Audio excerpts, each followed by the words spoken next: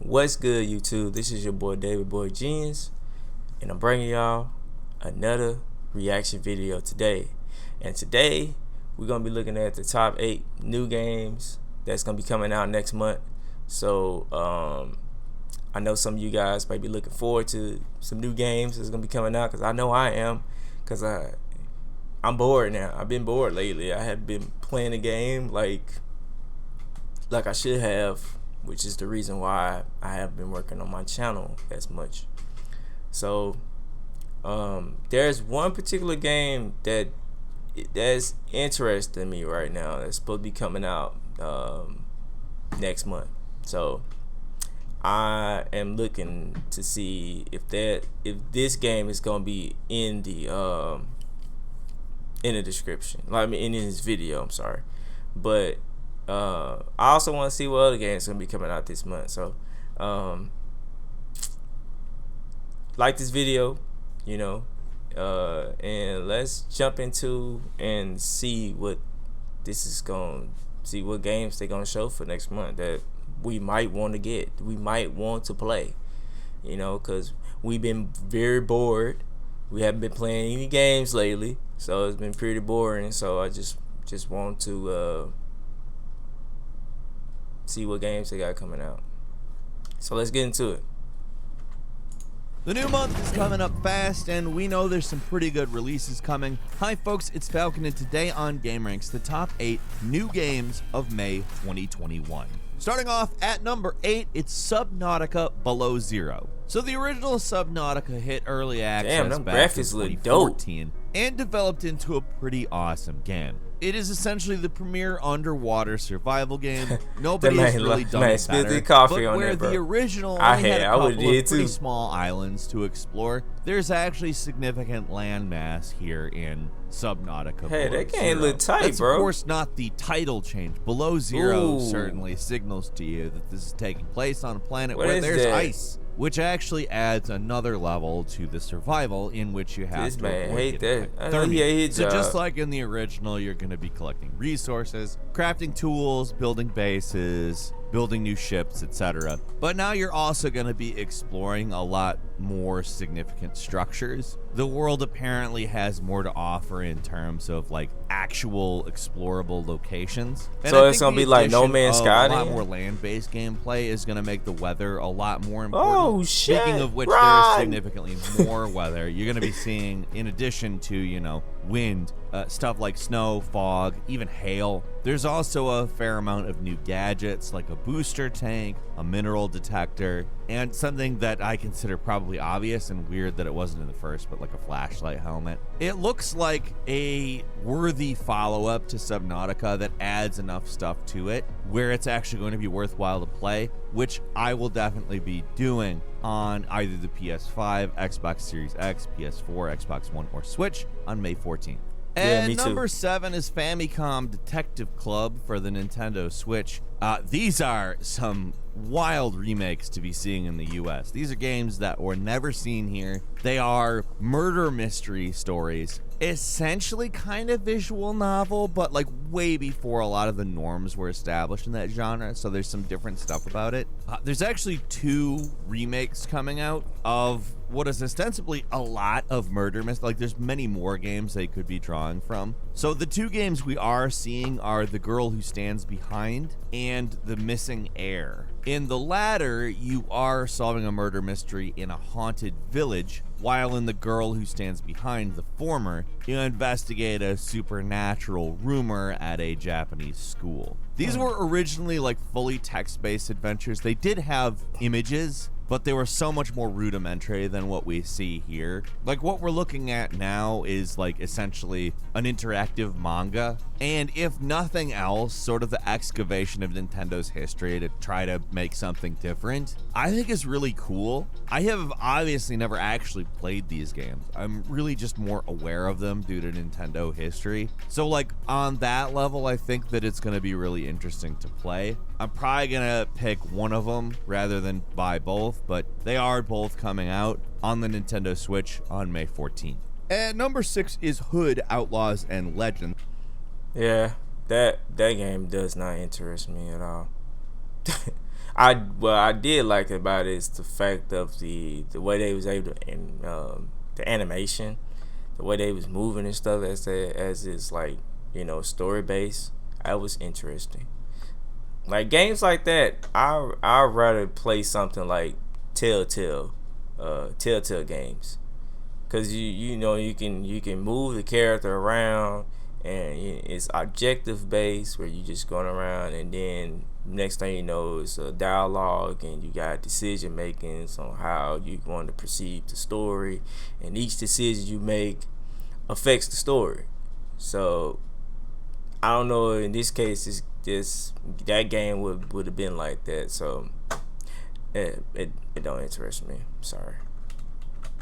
Which is a stealth PvPvE heist game, which gonna go ahead and say, just like that description alone makes me interested in it, but it's also got a really cool aesthetic. Like it reminds me a lot of Hellblade's Senua's Sacrifice and kind of the way it looks. However, it's obviously a completely different type of game. Essentially, the way it works, there's 2 teams of 4 players. Each of these teams is attempting to execute a heist, which may be, you know, stealing an item or fulfilling some kind of criteria like that. These two teams have to deal with like guards and obstacles and, you know, other various environmental and artificial intelligence oriented challenges. It's obviously not just stealing, it's also getting away with it. And then once you take home your ill-gotten gains, you can invest it in perks, weapons, and cosmetic stuff. It is a game that you're going to have to purchase, but the content will be coming in seasons, and the initial price isn't too high. The entry fee is $30, the year 1 edition is $50, and the year 1 edition comes with all of the battle passes for the first like 3 seasons, some early access time, and some kind of item pack. Each of the characters that you can play as has various different skills in terms of physical combat, but as well as mystical abilities. And apparently beyond the stealth elements, there is also some pretty brutal combat. I think this is a pretty good looking game and something that I'm definitely going to try out. Yeah, I might try it out too. That might be a nice game, like to just get like a group of people to just play with you and stuff. At number that game, yeah, I think I will play that. Like you can like get like a group of people to play with, and man, that'll be a nice video to live stream on like on a weekend or something, you know. I think that game is there. I'm gonna cop that. I'm playing that. I'm gonna play that. Yeah, that looks dope, because I got tons of friends that I can, or even some of you guys, man. Like when this game come out, bro, like y'all hit me up, man. Y'all wanna join me on some, on some team-based stealth co-op fun, just try to see if we can heist before the other team does, man.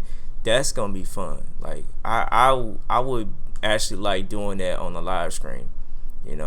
I think that would be cool. But let's see what number 5 gonna be about.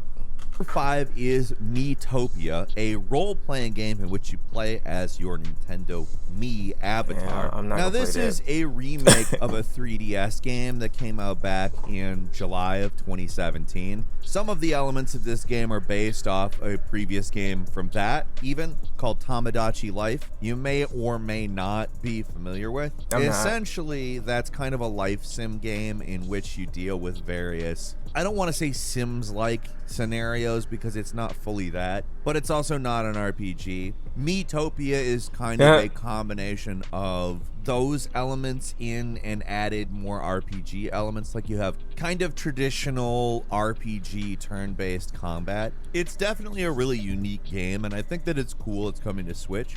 They've added a couple of things to it, like some customization options, and they've also added a companion horse, which honestly, if this is a game that you're into, the ideas that it has is actually a pretty good idea. Nintendo's really idiosyncratic though, so it's kind of difficult to tell you exactly exactly what this thing is and just like a little succinct thing, but it is unique. I've always been more of a fan of like the larger Nintendo consoles, and when they merged everything with the Nintendo Switch, I was really happy because I knew that these types of games would cease to be like handheld exclusives, like you could play them on the TV. And so that's kind of what I'm excited about here. Metopia lands on the Switch on May 21st. At number 4 is Mass Effect Legendary Edition, which is a thing that's been a long time coming. Mass Effect has always really been this huge series that is not terribly consistent between games. Yeah, I agree. Not necessarily in terms of story, but I agree with that because, I mean, when was the last Mass Effect game? I don't remember. I mean, I don't know. Like, maybe y'all know in the comment section, but it's been a while since there actually been a Mass Effect game. So, you know, and it's not really like hyped around like how it's supposed to be, like how it used to be, you know. So I'm actually kind of excited that they actually bringing, you know, a Mass Effect game back. So, which I kind of agree with him on that. More in terms of experience. That's what BioWare aims to address in releasing this new Mass Effect Legendary Edition compilation of the original trilogy. For me, that is enough to get me in the door. Like, I love those games, but I hate going back to Mass Effect 1 because there are aspects of that game which are so frustrating. Impossible not to mention the Mako sequences, but a lot of the combat stuff is just like not good compared to the other games. Mass Effect 2 probably being the best. But in terms of graphical overhaul, we've gotten a pretty drastic difference in the first Mass Effect, particularly in the lighting. There is something about the original's lighting that is not good. When you look at it today, you're like, ugh. Overhaul that. Character models significantly So this is a better. remaster, For instance, or something? the Mass Effect 3 FemShep is now the default it's a FemShep. remaster. And everything just looks significantly better. Graphics Besides did that, we see other improve. quality of life improvements like not restricting guns to classes and Yeah, the allowing graphics, you to old control boy, look individual like- team members like you do in Mass Effect 2 and 3. Why he look rather like than the just Dwayne your Rock team. Johnson? If you're interested, there's this huge post about things that they have done to make Mass Effect 1 consistent with Mass Effect 2 and 3. It would be impossible to detail all of it, even in like a half an hour. It is a really detailed, really cool post, honestly. Yeah, If you're I agree. interested in these types of things beyond just the fact that it's Mass Effect, like those sort of details, check that out. But ultimately, the real thing is that Mass Effect Legendary Edition is coming to PC, PS4, and Xbox One May 14th. At number 3 is Monster Harvest. All right, so what do you get when you combine Pokemon and Stardew Valley? You get Monster Harvest. Essentially, you're making a farm, you're building, customizing a house, crafting furniture, crafting tools, planting and growing crops, and catching also Pokemon. collecting monsters, battling the monsters, and taking part in a world that a whole monster hunting and battling culture has arisen in. You've That's got cool. turn-based battles, very much like Pokemon. You've got dungeons, and ultimately a foe in the evil corporation Slimeco, which This you'll has have to be take on down Switch. eventually. There's a lot of interesting stuff here, from seasons to obviously a Professor large Spark selection of monsters, is and just the art Professor style, Oak. which manages to take the kind of pixel art and brings it into a sort of 3D mode. I really like what it looks like, Yeah, and I it's think that it cool. goes above and beyond what you might expect if you said, hey, what do you get when you combine Pokemon with Stardew Valley? Which is exactly how I started this up. I'm really interested in it. It's coming to PC and Switch on May 13th. So it's gonna go to At number 2 Switch. is Biomutant, a game that we have been waiting Yes. on for a long time.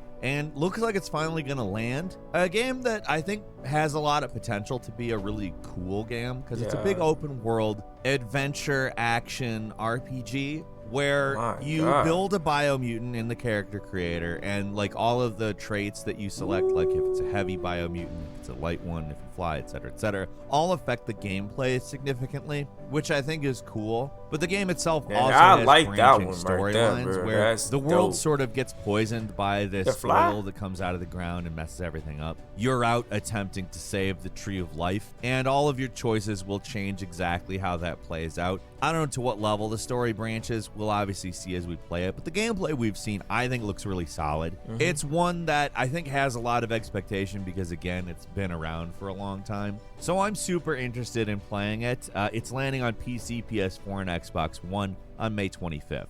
And finally, at number one, it's Resident Evil gameplay for Village. it yet. So this is a game that is set a few years Maybe this after might be my Resident next Evil 7 reaction, and is to watch brings the us the same protagonist, Ethan gameplay. Winters. It does look a hell of a lot more integrated into the overall Resident Evil world, but that can mean a lot of different things. We've got a May beautiful 7th? mansion, This is which is coming out of May course 7th. I like already the seen primary Resident Evil thing that we're dealing with, but apparently the entire village it itself already. is explorable. And in a lot of ways, I think that kind of resembles Resident Evil 4, which a lot of people Crazy. love. When they updated the controls for Resident Evil 4 in the remake, that's when I started to enjoy it. And I particularly enjoyed Resident Evil 7, so I kind of think that this is going to be along the lines of something I'm going to really like. And then, of course, there's 9-foot-tall hot lady. So, I mean, yeah. Resident Evil 8 Village hits she's on not PC, attractive to PS5, Xbox Series the X, freak? PlayStation 4, Xbox One, and Stadia on May 7th.